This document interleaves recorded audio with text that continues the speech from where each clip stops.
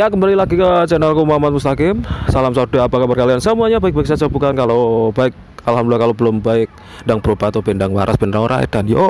Ya, di kesempatan sesuai judul di video kali ini, aku akan mereview sebuah motor ya, motor yang mungkin pernah dibilang zaman sekarang itu motor-motor fuckboy atau apa. Tapi sebenarnya ini motor-motor trail kayak gini itu kodratnya ya kayak gini, motornya ora supermotonan ora apa gitulah boy. Nah, dari ketiga brand yaitu Kawasaki KLX, Honda CRF 150L, sama ini Yamaha WR 155R 2020.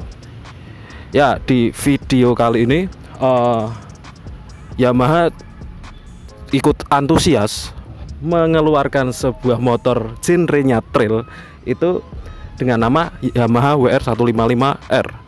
Yamaha WR 155R ini termasuk dari tiga teman-temannya, yaitu Kawasaki KLX 150, ya Honda CRF 150 dan sejenisnya lah. Itu dia di kelasnya termasuk dia yang paling tinggi. Paling tinggi dalam arti dari segi dimensi, dari segi fitur, dari segi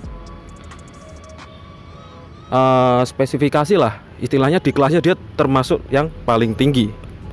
Dengan harga on the road Indonesia sekitar 36 jutaan, 36,9 lah lebih tepatnya.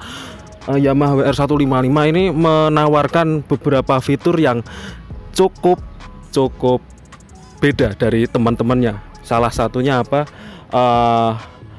Dia udah dibekali oleh radiator, pendingin radiator, dan knalpotnya ada di sebelah kiri. Kemudian kita bahas dari kaki-kaki dulu. Kaki-kaki dulu apa atas-atas dulu? Manut ya. Ya udah kaki-kaki dulu aja. Dari kaki-kaki, Yamaha WR 155R ini dibekali dengan yang ban depan itu bannya menggunakan IRC apa ya? IRC pokoknya ban pacul gini. IRC tipe-tipe ban pacul, IRC yang buat trail lah. Dan peleknya itu DID Japan ukuran ring 21 dengan lebar 1,6. Sedangkan untuk yang di belakang dibekali dengan ban pacul juga, tapi yang agak lebar, sekitar ukuran ring 18, lebarnya 2,15. Nah,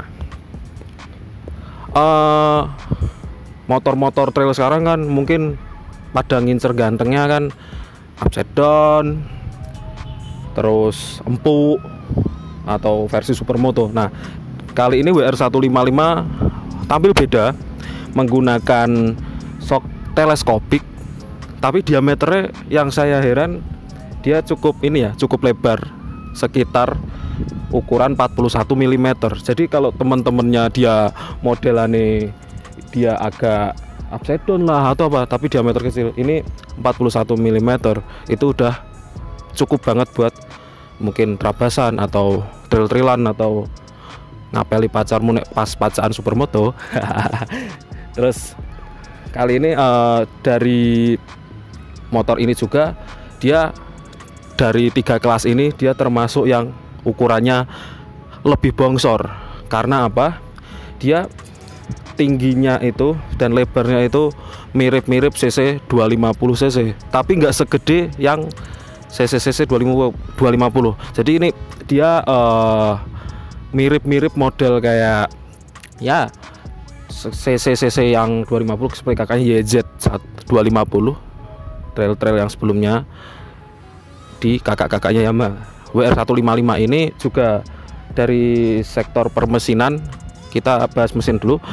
Dia CC 155 dengan CC 155 cc dan dibekali VVA. Nanti spek lengkapnya bisa dicek di deskripsi, karena aku jujur ora terlalu apal. Nah, gue tak voice over kah atau apa gitu bisa lah.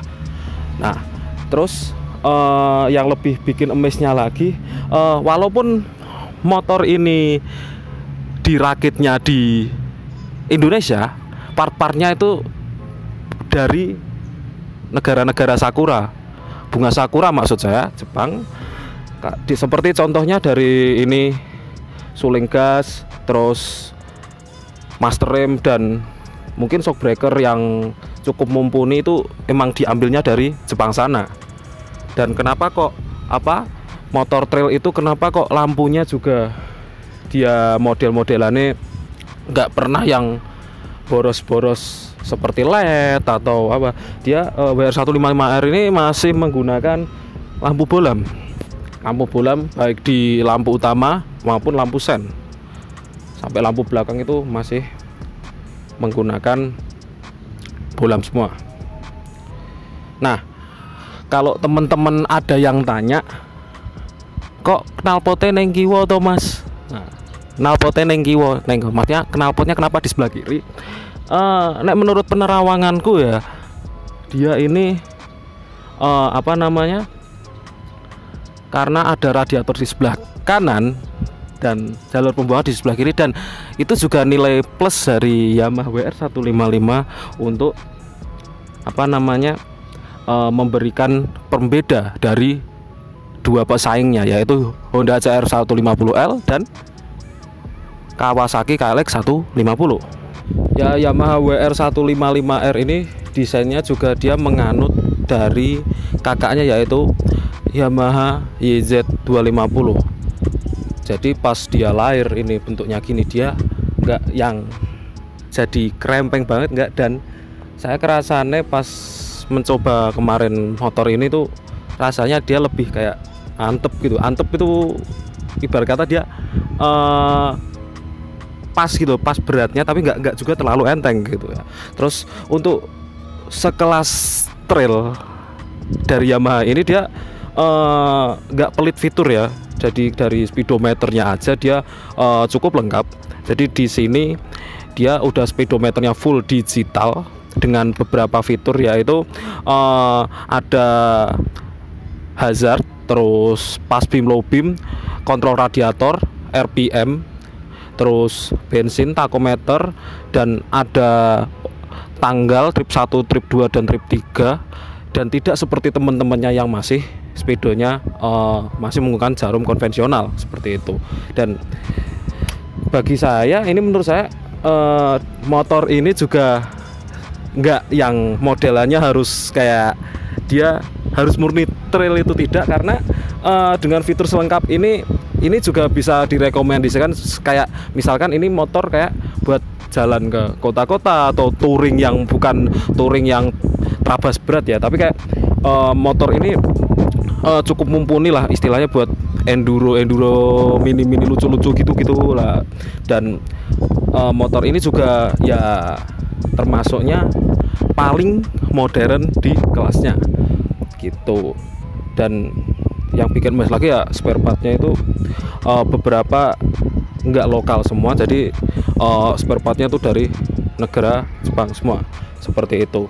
Dan ya dari tingginya aja bisa teman-teman bisa lihat tingginya dia, dan desain joknya itu sangat ini ya, bukan yang model-model pada umum yang seperti datar gitu, enggak, tapi dibuat agak menikung, dan tingginya itu lumayan kalau pada sama-sama versi standar ya, entah dari Kawasaki KLX 150, Honda CRF 150L, ini juga termasuk yang paling bongsor dan paling tinggi seperti itu.